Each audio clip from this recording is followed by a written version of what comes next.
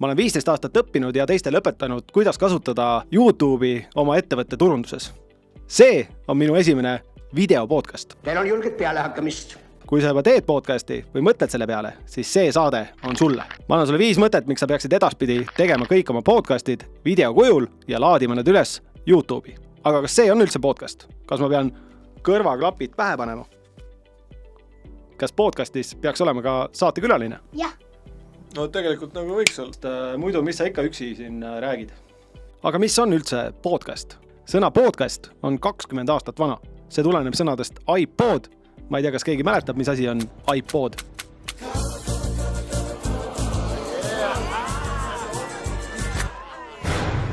Ja sõnast broadcast ehk ülekanne. iPod on tänaseks surnud.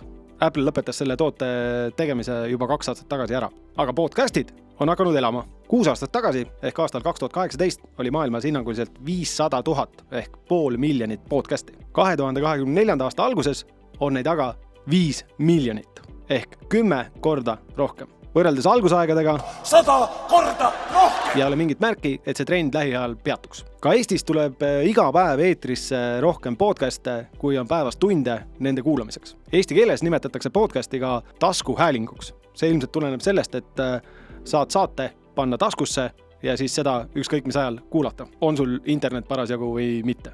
Aga tegelikult ei ole oluline, kas podcastil on RSS-voogu või mingid automaatsed allalaadimised. Podcasti saab kirjeldada 3 viisil.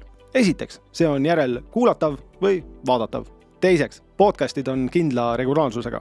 Olgu selleks siis kord nädalas, kord kuus või kord 6 kuu tagant. Ühesõnaga, me lihtsalt sujuvalt kuidagi teist nagu ka, et me oleme pool aastat ära olnud.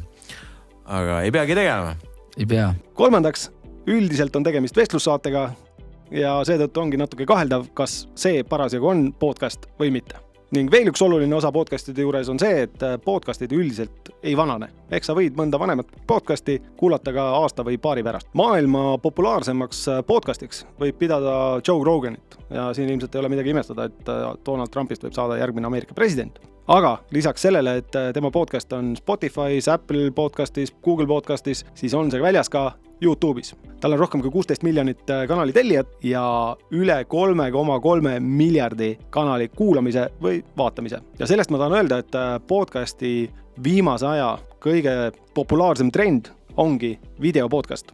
Ja sellele trendile on aluse pannud YouTube. Kui sa logid oma YouTube'i stuudiosse sisse, siis sa näed, et seal on videod, lühivideod ehk shortsid, otseülekanded, esitusloendid, playlistid ja eraldi sektsioonina ka podcast.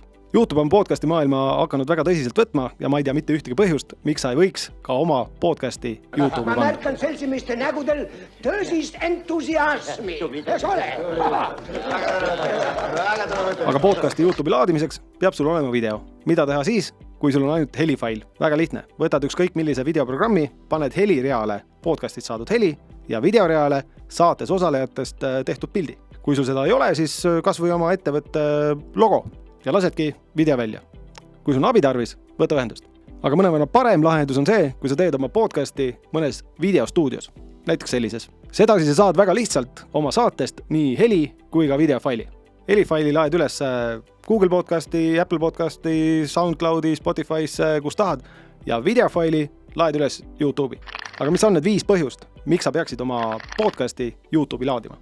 Esiteks, saad saada oma teistele podcasti kanalitele ühe kanali juurde ja mitte lihtsalt suvalise kanali, vaid viimased 4 aastat Eesti kõige populaarsem brändi ehk YouTube'i. Teiseks, sinu podcastid on oluliselt paremini leitavad, sest YouTube on ka Google. Väga võimalik, et kui keegi midagi otsib, millest sa oma podcastis rääkisid, ehk siis mida sa oma YouTube'i pealkirjaks kirjeldusse märksõnadesse panid, siis Google'i otsingus tuleb välja hoopis sinu podcast. Kolmandaks, video podcast on väidetavalt 50% rohkem kaasavam ehk engaging kui tavaline helipodcast. Lisaks sellele, et sa kuuled, kes räägib, sa ka näed, kes räägib ning sa saad oma podcastile lisada kõikvõimalikku graafikat, pilte, igasuguseid illustratsioone ja kõike muud huvitavat. Neljandaks, YouTube'i podcasti sa saad embedida oma kodulehele. Teed selle podcasti kohta mõne uudise või artikli, paned sinna YouTube'i video ja kui inimene seda kuulab või vaatab, siis ta teeb seda sinu kodulehelt. Kui sa aga paned näiteks lingi Spotify'sse ja inimene teeb selle kliki, siis ta läheb sinu kodulehelt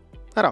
Ja viiendaks, sellest pikast videopodcastist on sul väga lihtne välja võtta 5-10 lühikest klippi, mida saad kasutada Facebookis, Instagramis, TikTokis, TikTokis ehk siis teistes kanalites, sealhulgas ka YouTube Shortsis. Ja sa saad oma YouTube Shortsi ühendada selle pikema podcasti videoga. Põhjuseid, miks teha videopodcasti, on tegelikult oluliselt rohkem. Aga miks üldse teha podcasti? Sest see on väga hea turundus. Mõtle, kui kauaks sa saad huvilise enda brändi juurde. Sa võid terve saate aja näidata oma logo või mis iganes graafikat sa tahad. Kui sul on Facebookis või Instagramis pilt, siis inimene vaatab seda 1-2 sekundit. Kui sul on tunniajane podcast, siis inimene vaatab seda 3600 sekundit. Ma loodan, et sa said motivatsiooni, et edaspidi teha oma podcastid ka video kujul ja panna end üles YouTube'i. Aga selleks, et sinu podcastid oleksid YouTube'ist leitavad, vaata seda videot. Kui on abi tarvis, On teil abi tarvis? Abi on tarvis? võta ühendust. Võib-olla edaspidi kunagi saame kokku. Tšutšu fei. Fei, tšutšu, tšutšu. Ei,